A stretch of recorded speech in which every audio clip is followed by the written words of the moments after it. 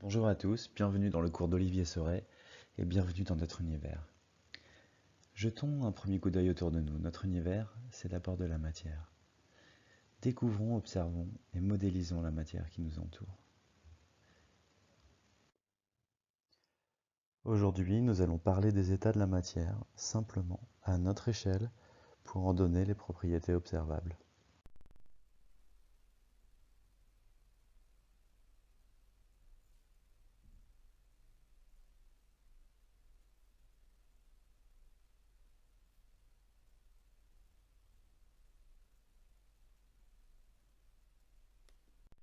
Le cycle de l'eau peut être schématisé comme sur le schéma qui est représenté ici. Qu'est-ce qu'on voit sur ce schéma? On voit que, par exemple, je vais partir de l'océan. Dans l'océan, l'eau est à l'état liquide. Sous l'action du soleil, l'eau de l'océan s'évapore. C'est l'évaporation. C'est-à-dire qu'elle change d'état. Elle passe à l'état gaz. Puis, en remontant plus haut dans l'atmosphère se refroidit.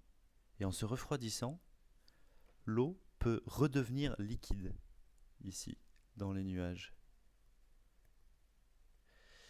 Le passage de l'état gaz à liquide s'appelle non pas la condensation, mais la liquéfaction.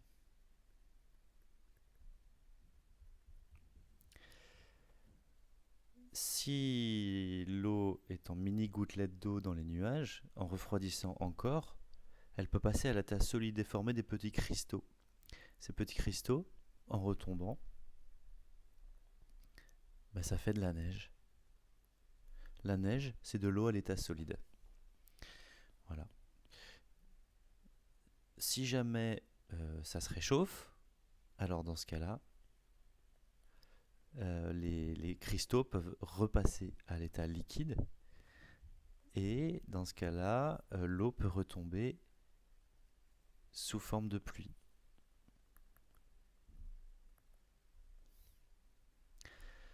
Ensuite, on voit que l'eau liquide, ici, forme des ruisseaux, des rivières.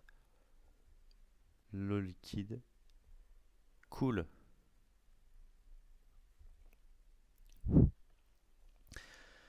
Et puis le cycle se termine avec l'eau liquide qui coule jusqu'à l'océan. Voilà.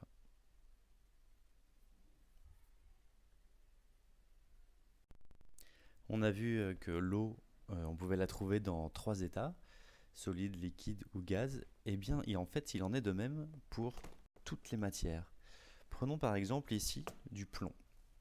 Le plomb, on l'a fait chauffer dans la casserole, qui est là. Et on en prend un peu dans une cuillère pour fabriquer en fait des soldats de plomb ou des balles en plomb. Bon voilà.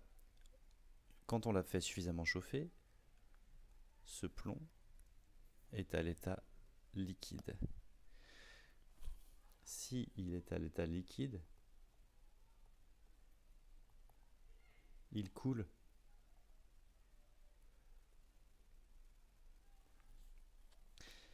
Et on remarque dans cette vidéo qu'en refroidissant, le plomb liquide est passé en fait à l'état solide. Ça s'appelle la solidification.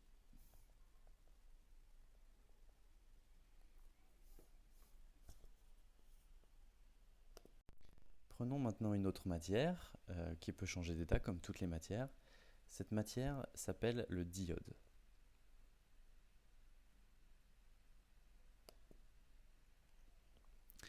Et on va regarder que donc je vais prendre de diode à l'état solide.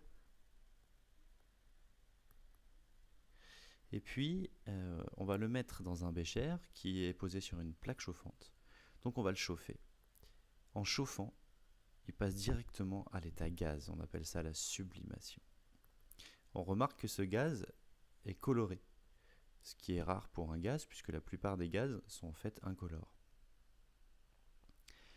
Si on bouche le bécher avec un ballon rempli de glace, il est froid. ce bécher, ce ballon, pardon. Et on va remarquer que les vapeurs, le gaz de d'iode, eh bien en fait, il va venir se redevenir à l'état solide sur les parois du ballon. Ça fait les cristaux. Ce changement d'état s'appelle la condensation. Maintenant, on va remarquer un phénomène intéressant pour les gaz, c'est que dès qu'on ouvre là, le bécher, on regarde que le gaz coloré s'échappe. En fait, un gaz, qu'est-ce qu'il fait? Il prend tout l'espace disponible.